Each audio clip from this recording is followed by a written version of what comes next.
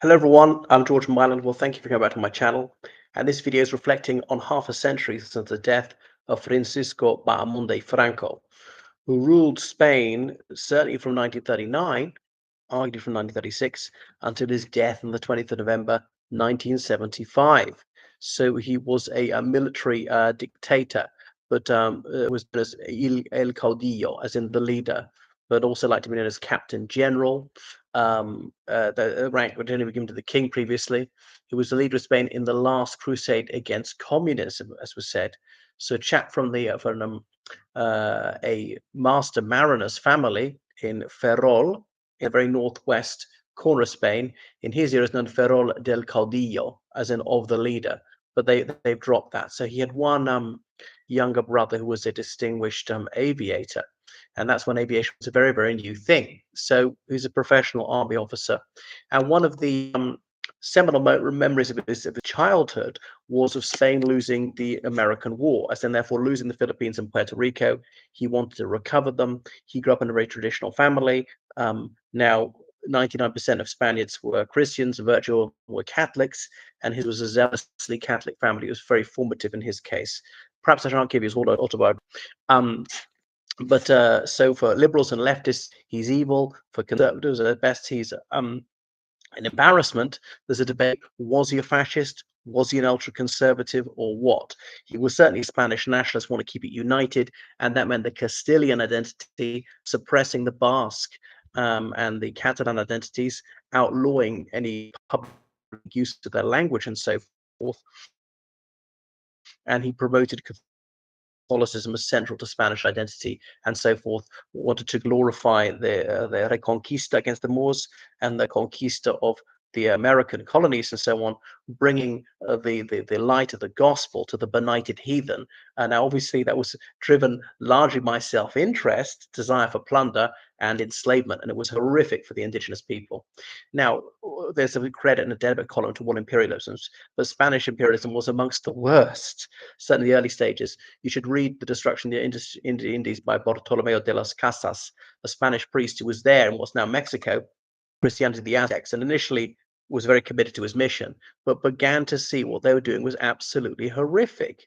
The systematic extirpation of a culture and a civilization by one which, in some ways, was inferior, in other ways, superior. But my goodness. And obviously, we shouldn't over romanticize the Aztecs with their cult of human sacrifice. There wasn't, I mean, there were some good aspects of their culture, just like Spain had public executions of heretics and so. So yeah, Franco, best known for um, overthrowing the leftist coalition government in 1936, the Spanish Civil War, 1936 to 39, which some people regarded as being the dress rehearsal for the Second World War.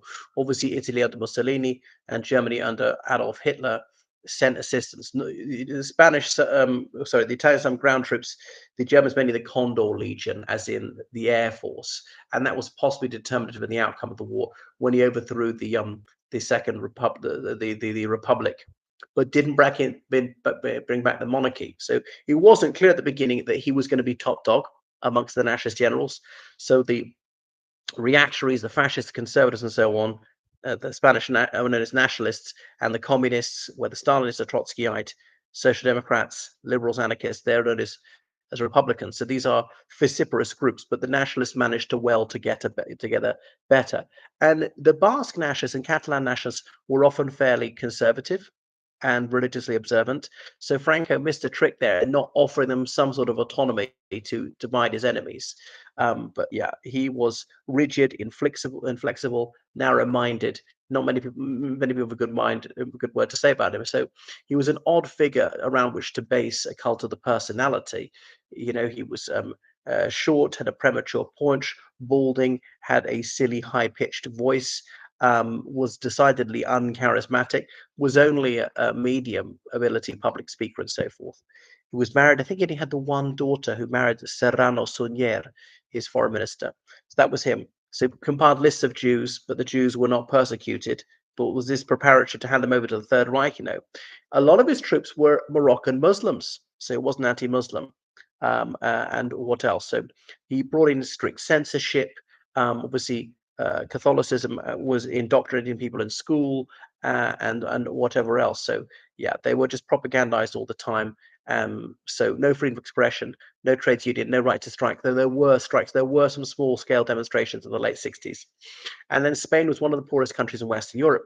Bear in mind, it missed out on the Second World War, but okay, so it had a horrendous 2.5 year civil war, and so very reliant on American aid after the Second World War, and there was a lot of malnutrition, and he was vengeful.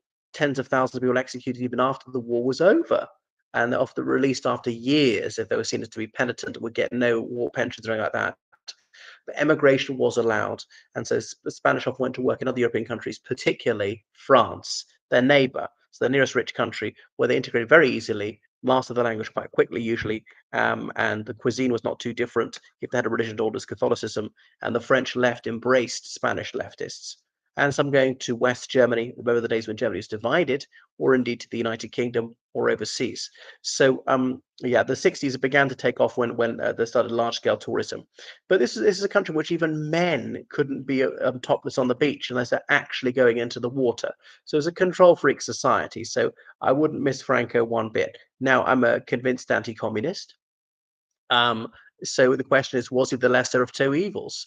Now, but had the Republicans won, would there have been a second civil war between them? Well, there actually was, even during the Civil War, Republican Stalinists and Trotskyists fighting against each other. And Stalin, seeing the Civil War partly as an opportunity to apprehend Trotskyites or Trotskyists. Read Homage to Catalonia about it by George Orwell. So that was Franco. He had El Movimiento Nacional. So the national movement, the only political party, Sección Femenina, as in the women's movement, and it was very clear that a woman's place was in the home. They weren't banned from higher education professions. It was firmly discouraged, though, to marry as young as possible, have as many children as possible, and so forth. Now he kept the country neutral in the Second World War. The Axis was hoping he would join them. So yeah, in some ways he was oppressive, but he was willing to grant independence to Equatorial Guinea in Africa in the early 60s, and so forth. It was the only European country sent any troops to Vietnam, I think a 20-man medical unit, to aid the Americans. And so the succession problem, he thought the Count of Barcelona, the pretender to the throne, was dangerously liberal, wouldn't have him, had his son, Juan Carlos, who was born in exile in Rome in 1938, brought him back after the Second World War to groom him, to bring him up to a man after Franco's own heart. And then it was declared that he would become the next king, and indeed he did. So I knew an old British journalist who went to Spain to cover the death of Franco, and Franco took 6 weeks to die. This is widely trailed. There are people saying, well, they were largely inflating corpse. He was brain dead at the end. I don't know why they timed it then. I think partly to coincide with the anniversary of the death of Miguel Primo de Rivera, a right-wing theoretician executed right at the beginning of the Spanish Civil War. And whenever there's a roll call of the nationalists in the Civil War, they would say his name first of all, and everyone would say presente, as in present, as in him. So that's him. So his legacy is largely been dismantled, and property that his family were given has been since confiscated. He was interred with the greatest honor in Valle de los Caídos, the valley of the fallen north of Madrid. He's since been disinterred and so forth. So, yeah, they no longer have Catholicism as a state religion. Homosexuality has been decriminalized. It's a very liberal society. It's obviously in the European Union. Democracy is very firmly embedded, and many people despise his legacy. So, yeah. And mainstream right really wants nothing to do with him, sees him at best an aberration. So that's Francisco Bahamonde y Franco. No, I think it was very bad to stifle Catalan and Basque national identity. I prefer Spain remains united, but I'm not sure. If I were Basque or Catalan, would independence? I'm not sure. Probably not. I wouldn't be a terrible thing if they went independent. But yeah, he was a bad guy in many ways. If you're going to fight this war, you should be merciful and like not execute people afterwards. Try and bind up the nation's wounds to reunite people. So that is Franco, widely detested. And obviously, I think Spain is a very different place, a very much better, fairer, more humane place half a century on. Thanks for watching my video. Make sure you subscribe on Patreon. Donate PayPal, georgecallan79@gmail.com. Goodbye.